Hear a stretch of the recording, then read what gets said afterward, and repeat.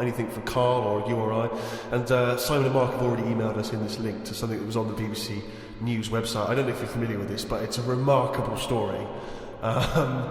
Well, I'll give you the headline straight away, and you can draw your own conclusion. Lion mutilates 42 midgets in Cambodian ring fight. That's just a headline. That's a hell of a headline. That makes me want to know more about the story. Well, that's what a headline should do.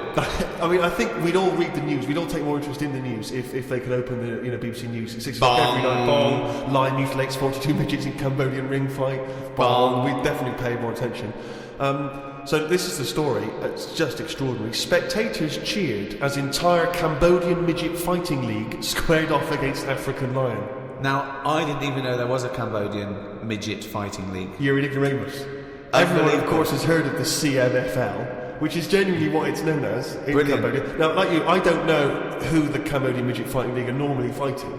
I don't know what tournaments. I assume it's each other. Well, I assume each other. It's midget fighting then. Yeah. Well, let me just give you more information, and then we can dissect it afterwards. Tickets had been sold out 3 weeks before the much anticipated fight. The fight was organised when an angry fan contested Yang Shamoni, president of the CMFL, claiming that one lion could defeat his entire league of 42 fighters. So this bloke is going to the president and going, "I reckon a lion could get all your midgets." I reckon he could destroy all of your 42 midget fighters. Now, apparently, Shamoni, the president of the CMFL, he takes great pride in the league, and he's conveyed in a recent advertising campaign that his midgets will take on anything, man, beast, or machine. Now, I don't know what kind of machine, again, midgets are fighting. But don't the midgets have a say in this? A washing machine. Don't the midgets going, "All right, keep it down"? No, they won't fight anything. Well, we won't fight anything. We're fighting each other. We're sort of like equally matched. No, you'll fight a beast or a machine. No. I'll fight another midget. I will fight any midget. When I said I'll take on anything, I meant another midget. Machines. So this bloke goes, "I reckon a lion could take on your midgets." He goes, "Rubbish." Yes. And that is why an African lion was shipped in especially for the event, which took place a couple of Saturdays ago, in the city's Colosseum. I mean, they've got a Colosseum, Rick, which is already brilliant. So hold on, this is sanctioned by the city? Well, the Cambodian government allowed the fight to take place under the condition that they receive a 50% commission on each ticket sold, and that no cameras will be allowed in the arena. We'll take 50%, but for dignity's sake, there's no cameras. We don't want to make this into a spectacle. Yeah. No. It's just lion versus midget, but exactly. Well, 42. Never forget, there was 42 midgets. Now, this is the tragedy element, and this is why we shouldn't be laughing, because the fight was ended. Don't tell me the lion gets hurt. Well, the fight was ended, Rick, after only 12 minutes, after which 28 of the midget fighters were declared dead. Right. While the other 14 suffered severe injuries, including broken bones, lost limbs, and they were basically unable to fight. But the lion wasn't hurt? It would have seemed that the lion was okay. Oh, good. Because the lion had no choice in this. No. See, I love it when a human takes on a beast and comes unstuck. Because that lion was scared and defending itself. Those little midgets were loving it. They wanted to go in. What do you mean they were loving it? You don't know that. Well, why would they do it? Well, what I find out... Well, why would you see? I don't know the ins and outs of this. I wonder if they were fighting against their will. I got the horrible feeling, because with all due respect to any midgets listening, they must be fairly easy to round up. Right? You could probably corral some midgets fairly easily. You do need some regular full-size people, and it'd be easy to grab some midgets and take them away, whisk them away, put them in a cage. No, because they don't, because a lot of them stand on each other's shoulders and wear a long coat. Sure, but and a hat, and you go, "Oh, that's not a midget." Let him go. Well, those ones are getting away with it. They're fine. They're wandering around, fine. Because who's voluntarily going to join the Cambodian Midget Fighting League? But midgets who want a bit of action, who want to fight other midgets. They want to fight. They can't get in real boxing matches because the fellas are too big for them. But they can go, "Well, I'll tell you what, let's have our own little fighting league." Right? But if I was on the Cambodian Midget Fighting League, I'd be thinking to myself, well, I can't believe I listened to my agent and he's put me up fighting a lion. I mean, I should have just taken Panto in Grimsby. I can't believe that. I can't believe it. But hold on, though. I thought... Are they all really midgets, or are they lumping in dwarves with them? It's not specified, Rick, but... But that annoys me when people say, "Oh, look at these midgets," and I go, "Hold on, no, they're making the numbers with a couple of dwarves there." That's clearly only 39 midgets and 3 dwarves. Sure. Well, that's amazing. Carl, what are your thoughts instantly? I mean, you're about to have a take on that. Whose side am I meant to be on there? What? Well, I'd be on the lion side. I'd never go to a bullfight, but I love it when I see a matador gored to death. Because, again... the bull doesn't want to get in that ring and fight a bloke with swords, okay? So I love it. I think it's disgusting. And when someone says a midget versus lion, I'm thinking, well, it's okay if the lion wins, to be honest, because they haven't got a choice. So, and I hate it when people go, oh, I went to a bullfight when I was in Spain, but it's the tradition, isn't it? Oh, well, there's loads of traditions that we don't adhere to anymore. So I say it shouldn't have happened, of course, but if it happens, I'm glad the lion isn't hurt. See, what's annoying me is I've sent money to Cambodia because apparently they're hungry and haven't got any energy. So what's going on? Well, it's much easier to fill up a midget than it is a regular Cambodian.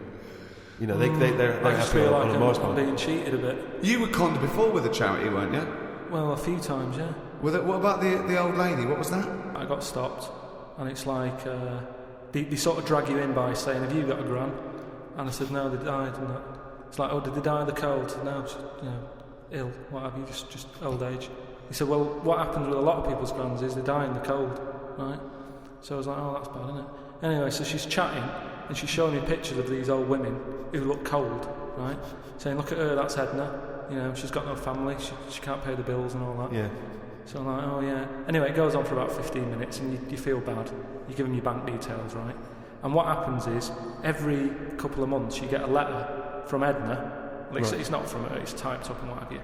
But there's a picture of Edna, right? And it's saying, "Oh, this December, Edna's going to be extra cold. It's cold outside, she can't afford to pay the heat and what have you." Yeah. Keep going, right? So you keep paying every month like £5, whatever. Get another letter a few months later, right? Edna's sat there, she's got a tan. What do you mean she's got a tan? Well, when they said, she's cold, I thought they meant for the heating, not to send her on holiday for a month. She sat there with a tan, I'm not joking. Are you sure it wasn't just a slight problem in the printing? No, definitely. Sure, it wasn't well happy. Sure, it wasn't liver failure. This is a terrible thing to say, but when I see those people approaching now with the clipboards on the street, I always get my mobile phone out and pretend to have a conversation. The number of fake conversations I've had walking past them now. Well, I felt sorry for them, right? Because I thought, to be fair, I've got about 10 standing orders where I felt sorry for them in court, right? I thought, they're doing a good deed, the least I can do. I find out they're on about £8 an hour. Are they? Yeah. They're not just doing it out of the kindness of their hearts. Well, I don't want to I lie. thought they were volunteers. I thought that was at least why I should feel guilty. If they're getting paid to do it. I don't know, I could be wrong. I think they do. What? I've heard they get paid and that. Well, if someone knows, maybe email us. podcast@rickygervais.com is how you can get in touch with us. Because if you know if these guys are getting fleecing us twice. I heard something. Carl thinks that. You think they're not. I don't know anything, but anything that will allow me. But to let's not find feel out, because I don't want to slag them off, because they're obviously doing a good thing. So we find this out. It's, this is an educational show. I tell you what, though, right? Because we've talked about homeless people before and that. And I walked past one the other day. He's always cheerful, right? But don't you think, right? If you had a company, it's worth taking them on, because they never have a lie-in. Brilliant. I'm finding it quite exhausting now, because a lot of the homeless I've encountered recently, they're not even after my money. They're just looking for conversation. While I was walking along the other day, and I don't know what you're supposed to say to this, we were both walking, happened to be both passing a Chinese restaurant. He glanced in, he looked back around to me, he went, "Woman in there with 3 phones, 3 mobile phones. Why does she need 3 mobile phones?" Got nothing to say to that. Got no opinion. Got absolutely no opinion of it. And I was thinking, what's going to happen? And you know that thing when you sort of suddenly you got across the road conveniently to just get out of it. And there's another mad woman who started going, she was walking past me, she went, "Do you want to come to my church?" I went, "No, I don't believe in God." She went, "Do you believe in God?" Oh, 20 minutes. Conversation, 20 minutes. It was unbelievable. I got to a point where I was so angry with her, I was shouting out from across the other side of the room. I was the one who sounded like a nutter, going, "There isn't a God!" You see, when does it become bad to avoid people like that? Do you know what I mean? Because some people say you shouldn't. They're people like us. They've just had a bit of bad luck. Of course they are. Yeah, I know, but I remember one on our estate, right? And she was a bit. What's the word that you can use? Because I don't want to offend anyone. But I'd say, but sort of mental homeless. Is that a term? That's the official term. I think that is the new official term. It's mental homeless-itis. Right. So she lived on the estate and what have you, and she aged. How was she homeless if she lived on the estate? Well, she sort of decided to stay around there because I think people on the estate spoke to her more than people who had money. Do you know what I mean? Really? I was going to say, why would she choose an estate not to live in, as opposed to a walled sort of lovely community? Yeah. Why not go to St John's Wood or Yeah, or I'd hang around in maybe, say, the maze in Hampton Court. Yeah, you know exactly. what I mean? No one's expecting to see a homeless person as they're trying to find their way around. Well, imagine the cash you'd make during the summer. The rich sort of Victorians used to keep sort of homeless in there as a little folly, and they used to pay them at the end if they stayed there for like 3 years. What do you mean? Were they paying? It was fashionable to have a little homeless little hobbit in your outhouse. Seriously. And what did they have to do anything for the money? Run, dance, no, they just had to be there. Tigers? No, they had to be there when they brought around. They go, look, that's our little catweasel fella right. living in our folly. Yeah. And then they got money, at the end of it. There's just like really rich sort of Victorians and stuff. That's a great idea. They should definitely bring that back. Because you see, I would give a lot more to shelter and those kind of charities if I could have a homeless guy and do my bidding. I could make him and dance. They had really long beard and rags. Exactly. Yeah. And I could just make them do dances for me, or And he was somewhat magical, possibly. That would go, riddle me dee, fiddle me do. What is my name and who are you? Exactly. Yeah. And then But anyway, so this mental there's a little idea for shelter if anyone's listening. Yeah. Mental homeless woman on the estate, and what she used to do. Right, she acted quite normal, and she used to always push like a pram around with her, right? And everyone was like, she can't have a kid, can she? Right? And she was dead happy every day. She was up and down, walking up and down the road. Anyway, one day she sort of walked past, right? Turned round and looked in the pram. There's a bucket with a face on it.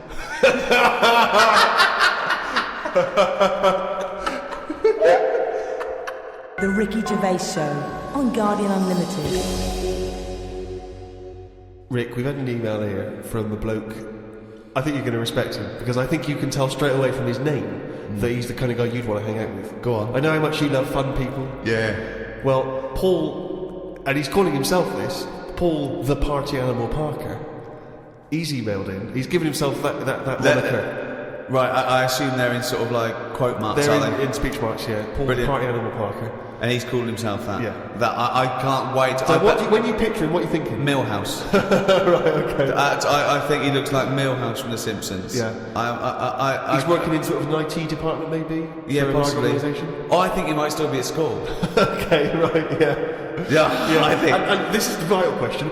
Do you believe him to be a party animal? I believe him to be a party animal is as much as a man with a long scarf that his mum knitted him to look like Doctor Who can be a party animal, yes. Do you think that when people are organising parties at his school, they're thinking the first person they got to get on the list and make sure he's guaranteed as You've got to take Paul the party animal. Because I bet he's got millions of affectations. I bet he wants to be known as the one that carries around a biscuit tin. Yeah. He's got the scarf. He's the guy who only ever wears bowling shoes. It's his thing. It's his thing. He's a little bit kooky, it's his thing. But thank you very much indeed for your contribution. And it is very interesting what he sent in. He's found this on the web. I don't know why he's felt an affinity with this particular inventor. But anyway, there's a Serbian man, who has invented a sex machine for women. And he's appealing to Western women to test his device. He's from a town in, as I say, in Serbia. I guess Serbia? I guess that's right. Is that right? Well, I don't know. What does it say? Well, it says a Serbian man. Is it called Serbia? Yeah. Yeah. What was all the Croatia-Serbia thing? Well, it doesn't matter now, does it? Okay. It doesn't matter now. It does to them. Otherwise they fought for nothing. What the hell do we know about world events? I mean, how long did that go on for? Months, wasn't it? If they're inventing new countries, they can't expect me to keep up with current trends, can we? Anyway, this Serbian man has invented a sex machine for women, and he can't find any Serbian women to try it out, so he's looking now for Western women. He's taken out the patent on the ultimate sex machine. It runs on a 390-volt electric engine, simulates sex, and has a 7.5-inch artificial penis. He said, "My sex machine has an artificial penis that can make up to 180 moves in a minute." Now, I don't even know what that means. 180 moves? What? I mean, there's only really... Well, in and out, I imagine. It's largely the function. Unless I've been doing it what he's done is he's put a dildo on a Black & Decker. A man can only manage the intensity of movement for about 5 seconds normally, but this machine can do it for as long as the woman wants. But anyway, so he's looking for a woman who will test this out. But what I love, as soon as I read this, I was thinking...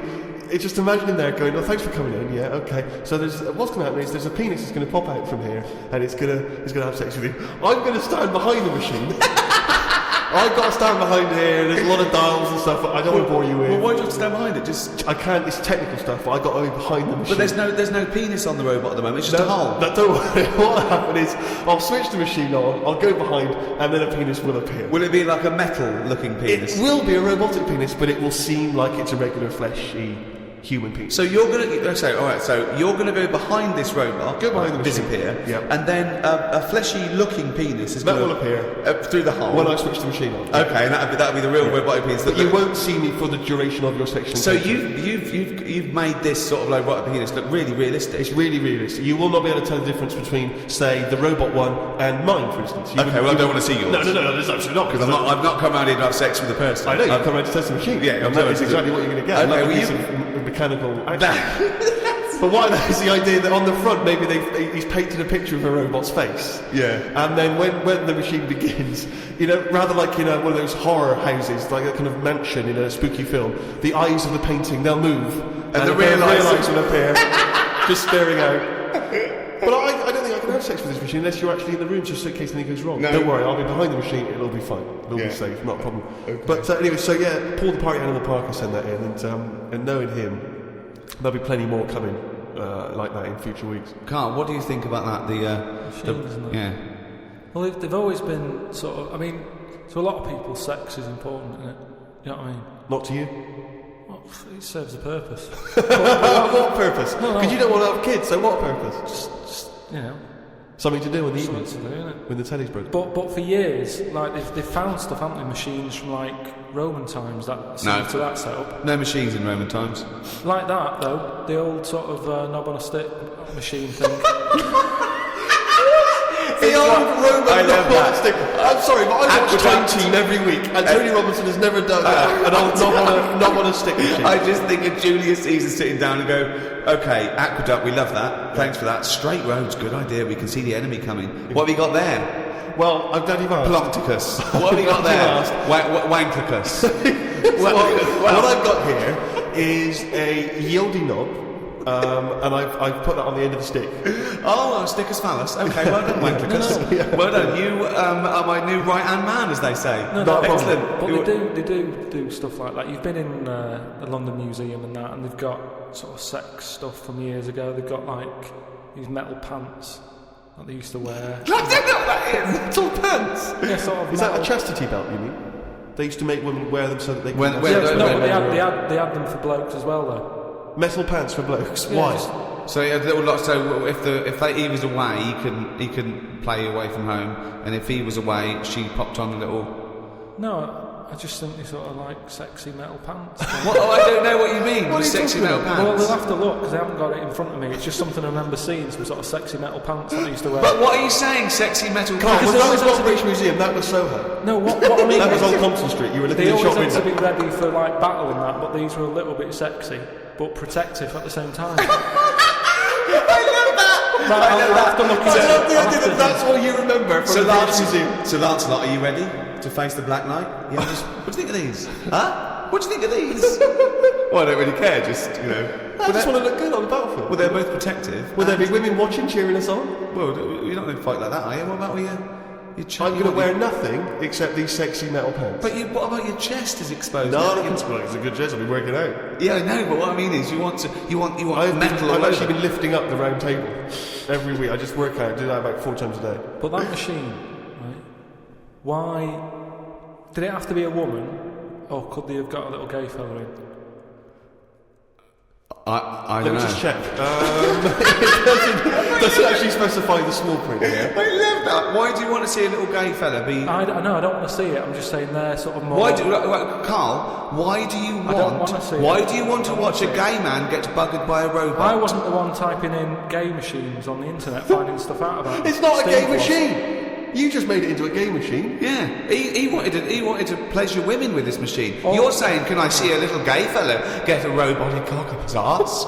You're the one requesting that, Karl Pilkington. I'm just saying that. You're the one that want to see gay men with metal stuff up their anus.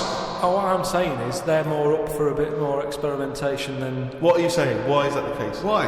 Why'd you say that? No, just they just butt plugs and that. I mean, what I'm saying is... What, you can't just say butt plugs and that. I'm just saying that I reckon they'd be up for it. What do you know about butt plugs? I don't know anything about them. I just remember seeing an advert for some once in a sex shop.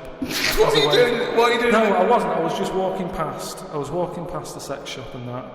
And your eyes looking. Why were you walking past a sex shop? Just because I was on the way to work and that, and I passed one, and there was a little sort of...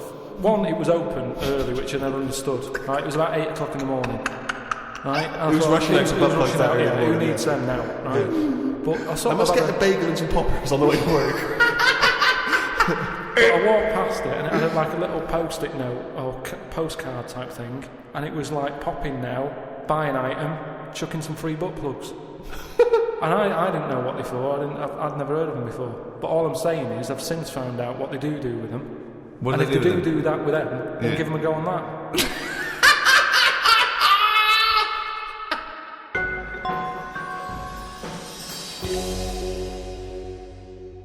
I had another email here. This is they haven't given their name actually, but it's an interesting fact. I'm hoping it's true. America's first nudist organisation apparently was founded in 1929 by 3 men.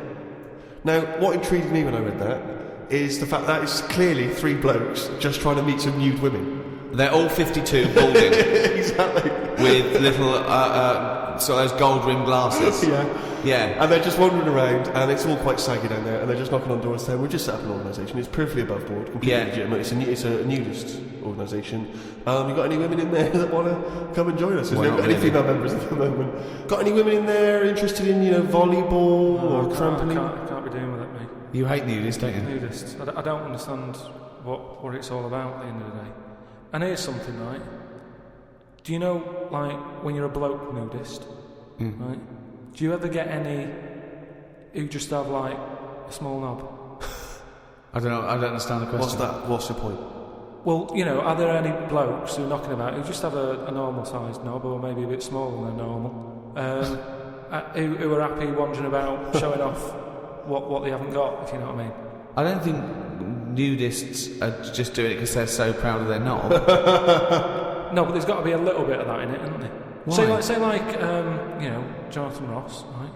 He's nipped to see you now and again, what have you? He's what? He sort of nipped in to see you now and again. He's always happy getting his knob out because he's known to have this big knob, right? What do you mean he's known? Why is Jonathan Ross known to have this big knob? No, he just talks about it a lot, doesn't he? He's always saying about, bet you'd like this, wouldn't you? But that's like me, I'm known for being a great lover. I say it a lot, it's clearly not the case. What evidence have you got that he's got a big knob? No, but the difference is he's happy to keep getting it out. It's different sort of me walking about going, I've got a big one and all that, but no one ever sees it. But Jonathan sort of, he's always getting it out, isn't he? Have you seen him get it out before? He did get it out, but I wasn't looking. What do you mean you weren't looking? How did you know it was out? Just because he sort of was moving it about and that, and I could sort of No, I wasn't looking though. It was that sort of thing where you can see something moving about, but you're like, I'm not looking at it. What, like an owl seeing a mouse? What I mean, it doesn't matter. All I'm saying is. So no, let's get back to this. You remembering vividly Jonathan Ross's penis? No. Yes. I don't mean that. Why were you looking at his penis? I wasn't looking though. Well, it was clearly not meant to be looked at. I'm just saying, most blokes who, nudists, they must be pretty confident in themselves to, getting it out. And I wasn't looking. It's just that. I mean, I looked once. Okay. What was it like? What? Sorry, you looked at Jonathan's once? No, I was looking at another one. What? At the same time? No. Why are you looking at loads of men's penises? No, where are you going going with this? It's natural, that's what I'm saying. What do you mean? This is Carl takes a sneaky look at menscocks.com. No, what I'm saying is, it's natural. Where was this happening? You were in a gym? No. A lot of guys are getting changed. And you're at your bedroom window with a pair of binoculars, and there was a little fella across the road getting changed. I was at some night out once. Go on. So you were at heaven and you were in the toilet? It was some night out, and some people come running on the stage, right? Some music started coming on, and these 4 people ran out. It was 2 women. So you were at a gay strip club? It wasn't gay in that, it was just a normal night out. Well, some sort of party night out. Right. These people come running on, right? You got 2 women, you got 2 blokes. Right. They whip the knickers off, the fellas whip their undies off. At the same time? Yeah, all at the same time. Was it like a choreographed thing? Like, what's it? Chippendales? No, like Cheryl Baker was in it. It was that thing where they sort of, on Eurovision Song Contest. Making your mind up when Bucks Fizz ripped off a larger skirt, conceding a smaller skirt. At no point did Bucks Fizz whip their knickers and pants off. When you said Cheryl Baker was in it, I was thinking, didn't she used to host Record Breakers? I don't remember that. Tea Time on BBC One. So that happened, and all I'm saying is, right, before I had a look at the woman's bits, right, I just had a little cheeky glance at the fellas. Why? Just checking it out, just seeing is everything normal down Why there. weren't your eyes drawn instantly to the ladies' bits? No, don't believe me. I had a look at that. All I'm saying. But you went to the guys first. Just. I didn't know how long pants were going to be left off for. So you didn't want to miss your opportunity, is what you're saying? You saw a window of opportunity to see some men's bits and you thought, I better take it. No. Because this may never happen again. No. So what happened? So there's two women, two men, right? I don't know what sort of event this is where you're looking at anyone get their knickers and pants off. I don't know why you're looking at all. So you go right, there's knickers and pants off, right. Let's check out the knob and testicles first. You're telling me you've never, like, when you've been in a gym or anything, you've not just sort of turned your head, had a look and go, alright, yeah, it's alright. Yeah. Sorry, let's just get this question right. Have we ever been in a gym and just taken a sneaky glance at a man's genitals? Is that your question to us? Right, for me, it's the same as when you see someone who's a bit odd, two heads or whatever. Well, I'll be honest, if I was in a gym and a bloke came in with two heads, I'd look. I'd get a sneaky glance in the mirror, I'd go... Sorry, but you'd look at his genitals or his two heads? It's two heads! Or would you look at the heads and then think, I wonder if he's got two cocks? And just... I'd have to have a look there.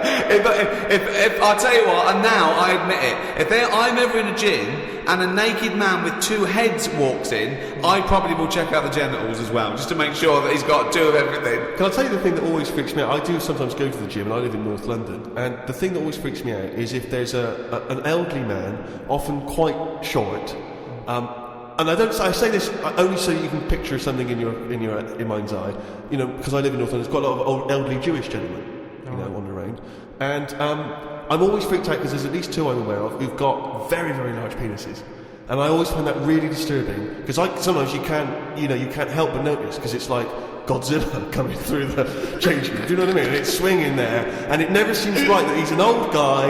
He's kind of a little overweight, quite short, and he's got a massive piece of action going on between his legs. And I always get, dare I say it, a little bit jealous. Because for a tall man, I feel I've been a little bit shortchanged. Oh, wow. So that I do admit, that's the only instance where my eye has been naturally drawn to it. Do you know what annoys me in gyms? Where people walk round happily naked all the time whistling. They get weighed naked, pop a towel on and take off 3 ounces. How exact have those measurements got to be? Yeah. Do you know what I mean? Pop a towel on. I mean, unless you're going on the space shuttle, I reckon you could give or take a couple of stone. Yeah, exactly. Yeah. Absolutely right. Well, we've put that to bed. The Ricky Gervais Show on Guardian Unlimited. Right, Carl. It's that time again. You better be ready. Oh, chimpanzee that monkey news. Right. Well, this week, what we're covering is, do you know, like they say, monkeys are pretty close to humans. Well, when you say monkeys, you mean apes, I assume, and when you say apes, you mean chimpanzees. Well, no, because they're different species. They're all primates. They've done a lot of tests and that. Like I said, we've talked about the one that went into space. That was rubbish. Ones that have worked in train stations. No. So Barbara, was there a Barbara one? There was a Barbara one. He started off sweeping, didn't he? But he didn't immediately go in. Straight into, but he worked his way up. Yeah, doing apprenticeship. They do a lot of stuff. I've seen the salon. He was probably the top student. But the thing is, I mean, in a way, this is linked to the one in the salon. He could cut hair, but he'd never be allowed to work on the till, right? But these tests that they've been doing now... Why? Are they not trustworthy? Well, they've had problems understanding money, right? But they've got one recently that they've been teaching about the value of money and showing it that, to get this money you've got to work hard, you've got to save your money, and when it's saved, nice all bollocks. You can do what you want with that money. Yeah, it wouldn't happen. At the end of the day, these monkeys aren't on that much money. Yeah, so, and they wouldn't. You could never teach a monkey the value of money. So the thing is, they've said to these monkeys, look, there's your money. They haven't said anything to the monkeys. So they have, Rick. Please listen to the news. But it's the news. It's important that they know how to spend that money, right? It's basic rules, really. It's what you teach a human about money, and it's what you teach kids. So invest wisely. Invest and all that. Sorry, who's teaching these monkeys? Carl, stop. Just some people and that. But who? Where are these monkeys? The monkey people. But where are these monkeys? Where are these monkeys being in San Francisco? Where are these monkeys though? What are they in a shop? What are they doing? Are they in homes? What are they doing? Just in a zoo? Probably just in like some sort of science place where science people are checking out monkeys' brains and that and seeing how they work. But they're happy. They're not. This is different to the news at 10. So listen. Well, but you can't interrupt the newscasters for one thing, Rick. Please. Sorry, go on. So there's these monkeys, right, and they've given them some money, probably about £5, and they said, right, off you go, go shopping, see who comes back with the best. Sort of, how much can you get? You know, like in Ready Steady where they said, there's a £5, go and get some food. Anyway, some came back and they were like, they hardly had anything. Right? This is absolute shit. No, listen. This is bollocks. Listen. But one of them, right, he was away longer, to be fair. Yeah. Right, I think he came back last. But they were really impressed because he sort of said, this is amazing that you've got all this. Can't believe it. Give us the receipt, right? Oh, this is absolute. Right, forget it. Listen. No, that is absolute shit. We want to hear the end. No. Look, hang on a minute, right? So they said, give us the receipt and that, and they looked at it, and it was all official, right?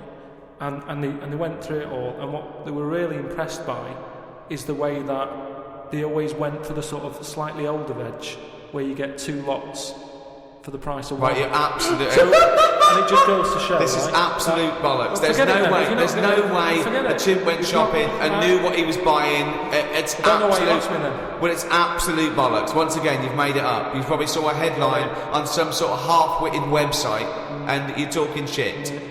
Just to say, if you have any monkey news for Karl that you want to hear on one of these podcasts in future weeks, then you can email Karl, or indeed with anything, at podcast@rickygervais.com. This podcast was hosted by Positive Internet. Can I just ask, what does hosting mean when you, in that sense? I don't know, but the guys at Positive Internet do, because they're experts in this field, and that's why I like them. Well, thanks very much. Join us next time when we'll, I'm sure, waste another half hour of your lives. See ya. Bye. The Ricky Gervais Show on Guardian Unlimited.